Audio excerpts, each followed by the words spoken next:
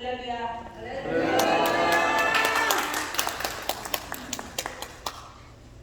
네, 반갑습니다. 잠깐 기도하도록 하겠습니다. 아버지 하나님, 감사와 찬양을 올려드립니다. 오늘 시간 우리 73주년 우리 6.25 희생자를 위한 추모 예배를 이렇게 허락하신 하나님을 찬양합니다. 이 자리가 사실 복된 자리가 되게 하시고 오늘 이 시간 이후로 또 하나님으로부터 받은 말씀 놓고 또 아버지 하나님 새롭게 우리가 대한민국을 위하여 기도하는 우리 모두들 되게 하여 주시옵소서. 우리 주님께서 반드시 함께하여 주실 것을 믿사오고 이 모든 말씀 우리 주 예수 그리스도 이름 받도록 기도드려서나이다. 할렐루야. 네, 오늘은 정말 올해 2023년은 6.25가 일어난 지 73주년을 맞이하게 됐습니다. 그러니까 이제 6.25 하면 우리가 동족끼리의 전쟁이었기 때문에 많은 인명의 피해가 있었고 또 우리는 그것을 생각하면 참으로 마음이 아프고 슬프지 않을 수가 없습니다. 근데 요즘에 이 중고등학생들한테 물어봅니다. 1950년 6.25 전쟁이 남침이냐 북침이냐 라고 물으면 중고등학생들이 50%는 북침이라고 한대요. 그러니까 이 역사가 지금 왜곡이 돼도 많이 왜곡된 상태인데 정말 이 자라나는 아이들에게 이 정확한 역사를 우리가 말해줘야 될 줄로 믿습니다. 6.25 전쟁은 김일성이 소련의 스탈린하고 중국의 모택동 같이 합작해서 남침을 했습니다. 무력 통일하기 위해서 남침을 한 것입니다. 그래서 분명히 6.25 전쟁은 남침이지 북침이 아닌 것입니다. 아멘. 아멘. 근데 이게 전쟁이 일어난 이유를 보면 우리는 크리스천들이기 때문에 성경적으로 해석을 해야 될 줄로 믿습니다. 이 세상의 모든 역사의 주인공은 우리가 아니라 하나님이시기 때문에 왜 우리나라에 이런 동족 상전이라는 동족끼리 죽이고 하는 이런 사건이 일어나게 됐을까 하는 것입니다. 오늘 우리가 신명기 28장 읽었듯이 우리가 대강 이스라엘 역사를 봐도 알 수 있고 하나님은 우리 인간이 하나님과 하나님의 명령을 따르지 않고 다른 신을 섬길 때는 반드시 우리에게 기근과 전쟁과 연병을 허락하셨다는 것입니다. 그럼 우리 대한민국에 끔찍한 6.25 전쟁이 왜 일어났는가? 그 이유가 우리 대한민국이 하나님과 하나님의 명령을 버리고 다른 신을 섬겼기 때문이라고 말할 수가 있는 것입니다. 신명기 28장 1절에서 다시 한번 보면 네가 네 하나님 여호와의 말씀을 삼가 듣고 내가 오늘날 너에게 명하는 그 모든 명령을 지켜 행하는 내 하나님 여호와께서 너를 세계 모든 민족에 뛰어나게 하실 것이라. 네가 네 하나님 여호와의 말씀을 순종하면 이 모든 복이 너에게 임하며 너에게 미치리니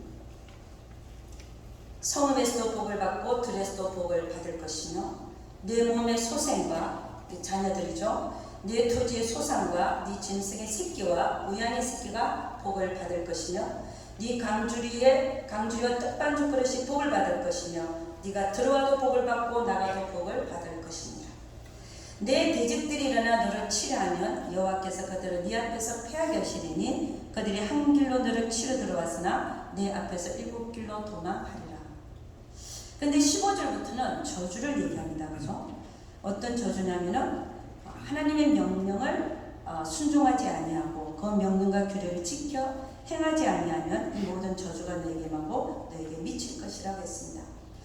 그래서 여호와께서 너로 너의 대적 앞에서 패하게 하고 또 네가 한 길로 그들을 치러 나가서는 그들의 앞에서 7길로 도망할 것이고 네가 또 세계 만국 중에 흩음을 당할 것이다 라고 말합니다. 우리나라에 왜 6.25 전쟁이 일어나게 됐는가? 물론 인간적인 동기는 김일성이 소련의 스탈린과 중국의 모택동과 함께 남한을 무력 통일, 즉 공산하기 위한 인간적인 동기가 있었습니다. 그러나 보면 왜 이 전쟁이 진짜 일어나게 됐는가 하는 것은 나만이 하나님을 버리고 다른 신을 섬기는 등 하나님의 명령을 떠나 하나님을 멀리했기 때문이라고 볼 수 있는 것입니다. 이 세상 전체를 봐도 마찬가지입니다. 하나님을 섬기지 아니하면 망하게 되더라 하는 것입니다. 터키에 지진이 일어나서 수만 명이 죽는 사건이 있었습니다. 이게 왜 일어났는가 하는 것입니다. 터키가 이슬람권이 많죠, 그죠? 그래서 하나님을 대적하면 하나님은 이게 한번 흔들어 버리시면 한두 명이 죽는 게 아니라 수만 명도 생명을 앗아가는 그런 우리 하나님께서 하시는 일들이 있습니다. 우리나라 역사를 잠깐 살펴보면 1907년에 평양에 대부흥하는 사건이 있었습니다. 1907년에 평양 대부흥이 일어나고 나서 그 다음에 1910년부터는 일본이 우리나라를 침공했고 1910년부터 1945년까지 36년 동안 우리를 식민지를 삼았습니다. 근데 그때에 1931년부터 37년까지 일본은 우리나라에게 강제로 신사 참배를 시켰습니다. 조선 곳곳에 신사를 세우고 절하게 했고 신사 참배를 강요했고 모든 교회가 예배 전에 일본 신에게 먼저 참배하도록 강요했습니다. 그래서 기독교인 대부분이 여기에 다 동참을 하게 된 것입니다. 즉 주일날도 하나님께 예배를 드리기 전에 일본 신에게 먼저 예배를 드리겠다는 것입니다. 이때 소수의 크리스천 외에는 대부분의 다 예수 믿는 자들이 이 신사 참배에 참여했습니다. 우리는 느부갓네살 왕이 금신상을 세워놓고 사드락 메삭 아벳느고에게 말했습니다. 내 금신상에게 절해라. 그랬더니 그들은 우리는 안 할 것입니다. 그럼 너희들을 내가 풀무불에 집어넣겠다. 집어넣으시면 우리가 섬기는 하나님이 우리를 구하여 내실 것입니다. 그러나 그리 아니하실지라도 우리는 못하겠습니다. 그 7배나 뜨거운 풀무불에다가 그들을 집어넣습니다. 사드락, 메삭, 아벳느고. 그들은 정말 그 불에 들어가서 죽었어야 했는데 오히려 던진 자들이 다 죽고 그들은 불 속에서 하나님의 아들과 같은 다른 한 사람과 함께 4명이 유유히 걸어다니는 것을 느부갓네살 왕이 보고 그들을 불에서 끄집어냅니다. 그들은 하나도 상한 것이 없었습니다. 성경은 우리에게 이렇게 얘기합니다. 자신의 생명을 얻고자 하는 자는 잃을 것이고 나를 위하여 자기 목숨을 잃고자 하는 자는 얻을 것이니라. 우리나라가 1931년에서 37년까지 일본이 모든 교회들에게 먼저 일본 신에게 먼저 경배하고 예배를 드리게 하였을 때 이때 대부분의 교회가 동조했다는 사실입니다. 근데 이런 모습 속에서 어떻게 보면 하나님의 진노는 격발하지 않을 수가 없는데요. 그러고 나서 1945년 그러니까 1910년도에 일본이 우리를 식민지 삼아서 45년도에 36년째에 제2차 세계대전이 막을 내리면서 히로시마에 미국이 핵을 던짐으로써 일본이 망하게 되고 우리가 식민지에서 일본의 식민지에 있다가 우리는 풀려나게 되었습니다. 그래서 우리가 일본에게 독립한 지 한 5년이 지나지 않아서 1950년에 이 동족상전이라는 6.25 전쟁이 터지게 된 것입니다. 우리는 다시 한번 왜 우리가 이 동족상전이라는 이 6.25 전쟁이 우리나라에 있게 되었을까를 한번 생각해 보면 첫째는 1930년대에 강제로 신사 참배했을 때 대다수의 교회가 일본 신에게 먼저 절을 하고 천황에게 절을 먼저 하고 그 다음에 예배를 받기 때문이다 라고 말할 수가 있는 것입니다. 두 번째는 그 나머지 온 나라가 하나님이 아닌 다른 신을 섬기고 있었기 때문이다.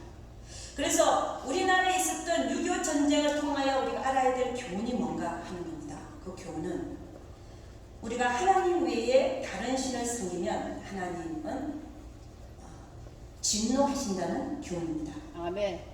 하나님의 분노가 격발한다는 교훈입니다. 우리는 지금도 우리나라가 하나님을 전적으로 섬기지 않고 하나님 아닌 다른 종교를 통해서, 기독교가 아닌 예수가 아닌 다른 종교를 통해서도 구원이 있다라고 한다면, 지금 이게 우리가 말하는 WCC, WEA입니다. 라고 한다면은 우리는 다시 한번 하나님의 진노를 불러킬 수 있다는 사실 앞에 우리는 회개해야 될 줄로 믿습니다. 하나님은 신명기에서 이렇게 얘기합니다. 제1계명이 나 외에 다른 신을 네 앞에 두지 말라. 두 번째는 어떤 상도 세워놓고 절하지 말라. 어떻게 보면 6.25 전쟁은 어떻게 보면 동족 상장이라는 참 슬픈 얘기도 하지만, 그러나 길게 이렇게 역사 속에서 보면 오히려 그 징계가 축복일 수도 있는 것입니다. 우리는 6.25 전쟁을 통해서 하나님 외에 다른 신을 섬기면 안 된다는 말씀을 섬기게 되면 분명히 하나님은 그 나라의 그 지역에 기근과 전쟁과 전염병을 보내신다는 사실을 우리는 알아야 될 것입니다. 아멘. 그래서 하나님 아닌 다른 신에게 절하는 것과 하나님을 섬기지 않는 것에 대해서 하나님은 경고하신다는 사실을 우리는 깨달아 알 수 있기를 주의 이름으로 축원합니다. 성경의 역사를 보면 남유다가 BC 586년경에 바벨론이라는 나라에게 망했습니다. 그때 하나님은 예레미야 선지자를 통해 뭐라고 얘기했냐면 이렇게 얘기합니다. 예레미야 25장 11절, 이 모든 땅이 폐허가 되어 놀랄 일이 될 것이며 이 민족들은 70년 동안 바벨론 왕을 섬기리라. 예레미야 29장 10절 보면 여호와께서 이와 같이 말씀하시니라. 바벨론에서 70년이 차면 내가 너희를 돌보고 나의 선언말을 너에게 성취하여 너희를 이곳으로 돌아오게 하리라. 그러니까 하나님은 남유다를 바벨론에게 망하게 하셨다가 70년이 차면 회복하게 하실 것인데, 이 뜻을 하늘에서 세우시고 예레미야 선지자에게 알게 하시고 그 다음에 다니엘을 하여금 이 예언을 알게 하셔서 금식하며 기도하게 하셨습니다. 다니엘서 9장 1장부터 보면 이렇게 말씀합니다. 메대 족속 아수에로의 아들 다리오가 갈대아 나라 왕으로 세움을 잇던 원년, 곧 그 통치 원년에 나 다니엘이 서책으로 말미암아 여호와의 말씀이 선지자 예레미야에게 임하여 거하신 그 연수를 깨달았나니 곧 예루살렘의 황무함이 70년 만에 마치리라 하신 것이니라. 내가 금식하며 벼옷을 입고 죄를 무릅쓰고 주 하나님께 기도하며 간구하기를 결심하고 내 하나님 여호와께 기도하며 자복하며 이르기를 크시고 두려워할 주 하나님, 주를 사랑하고 주의 계명을 지키는 자를 위하여 언약을 지키시고 그에게 인자를 베푸시는 자시여. 우리는 이미 범죄하여 패역하여 행악하며 반역하여 주의 법도와 규례를 떠났사오며 우리가 또 주의 종 선지자들이 주의 이름으로 우리의 영광과 우리의 방백과 열조와 온 국민에게 말씀한 것을 듣지 아니하였나이다. 강한 손으로 주의 백성을 애굽 땅에서 인도하여 내시고 오늘과 같이 명성을 얻으신 우리 주 하나님이여, 우리가 범죄하였고 악을 행하였나이다. 주여 내가 구하옵나니 주는 주의 공의를 쫓아사 주의 분노를 주의 성 예루살렘 주의 거룩한 산에서 떠나게 하옵소서. 이렇게 다니엘은 금식하며 그 땅을 회복하도록 예레미야에게 예언했던 70년 만에 예루살렘의 황무함이 마치리라 그 말씀을 깨닫고 다니엘이 금식하고 기도하면서 정말 하나님의 분노가 예루살렘 성에서 떠나게 되기를 기도했습니다. 그래야 했더니 하나님은 다니엘의 기도를 들으시고 바벨론 왕국 다음에 메대 바사가 있었는데 바사국의 고레스 왕의 마음을 감동시켜서 이렇게 얘기합니다. 에스라 1장 1절에서 3절인데 바사왕 고레스 원년에 여호와께서 예레미야 입으로 하신 말씀을 응하게 하시려고 바사왕 고레스의 마음을 감동시키심에 저가 온 나라에 공포도 하고 조수도 내려 가로되 바사왕 고레스는 말하노니 하늘의 신 여호와께서 세상 만국으로 내게 주셨고 나를 명하사 유다 예루살렘의 전을 건축하라 하셨나니 이스라엘 하나님은 참 신이시라. 너희 중에 무릇 그 백성 된 자는 다 유다 예루살렘으로 올라가서 거기 있는 여호와의 전을 건축하라. 너희 하나님이 함께 하시기를 원하노라. 아멘. 그러니까 여러분, 우리 하나님은 말씀하시고 이루시는 하나님이신데 먼저 하늘에서 뜻을 세우시고 70년 만에 그 황망이 마치게 하리라는 뜻을 세우시고 그것을 예레미야 선지자에게 알게 하시고 그리고 우리에게 연케하시고 그 다음에 다니엘로 하여금 금식하며 기도하게 하셔서 그 다음에 하나님은 고레스 왕을 통해서 이 뜻을 이루시는 것을 볼 수가 있는 것입니다. 여러분, 우리나라의 미래는 많은 우리나라에 대해서 우리 주님이 우리나라에 대해서 이 대한민국의 북한과 남한이 분단된 것이 70년 만에 끝나고 회복되리라 이런 말씀을 하신 적은 없습니다. 그러나 지금 73년이라는 세월이 지나고 있고 많은 외국에 있는, 그러니까 이 미국이나 외국에 있는 예언하는 분들, 그리고 저도 마찬가지고 뭐라고 얘기를 하고 있냐면, 뭐라고 저도 받았냐면은 마지막 때에 우리나라를 쓰겠다는 거예요. 아멘입니까? 아멘. 마지막 때에 대한민국을 쓰겠다는 거예요. 여러분, 성령 하나님은 우리에게 장래를 알게 해주시는데 성경은 뭐라고 얘기하고 있냐? 예언을 멸시치 말라고 했어요. 이 마지막 때 우리나라를 하나님께서 쓰시겠다고 하는 것입니다. 그러면은 그 뜻을 하나님은 하늘에서 세우시고 우리에게 여러 사람에게 알게 하시고 지금 그럼 우리가 뭘 해야 될 때냐? 다니엘처럼 금식하고 기도할 때라는 것입니다. 아멘. 아멘. 그 예언을 놓고 우리나라를 쓸 것이라는 예언을 놓고 우리는 지금 기도를 해야 된다는 것입니다. 에스겔서 36장 37절 이렇게 합니다. 나 주 여호와가 말하노라. 그래도 이스라엘 족속이 이와 같이 자기들에게 이루어 주기를 내게 구하여야 할지라. 70년 만에 회복하게 한다 그랬는데 정말 70년에 회복이 됐죠. BC 586년경에 망했어요. 남유다 바벨론에. 그러나 고레스 왕이 명령해서 내려가가지고 70년 만인 516년경에 스룹바벨 성전이 세워집니다. 정확하게 70년 만에 예루살렘 성전이 회복이 됐어요. 그러면서 우리 주님은 뭐라고 하냐? 에스겔서에서 내가 그렇게 말을 했다 할지라도 70년 만에 회복하리라 말을 했다 할지라도 너희들이 나에게 구해야 된다고 말하고 있습니다. 뜻을 알았다면 구하라는 말씀입니다. 나 주 여호와가 말하노라. 그래도 이스라엘 족속이 이와 같이 자기들에게 이루어 주기를 내게 구하여야 할지라도 내가 그들의 인수로 양떼같이 많아지게 하되.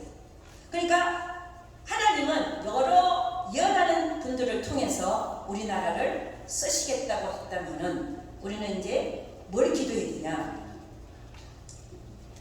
북한과 남한이 통일돼야 됩니다.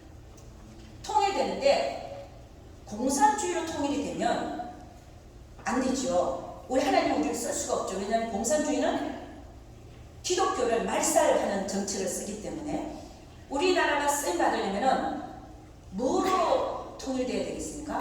자유민주주의로. 할렐루야. 그래서 우리의 기도는 첫째는 자유민주주의로 통일되게끔 기도해야 됩니다. 아멘.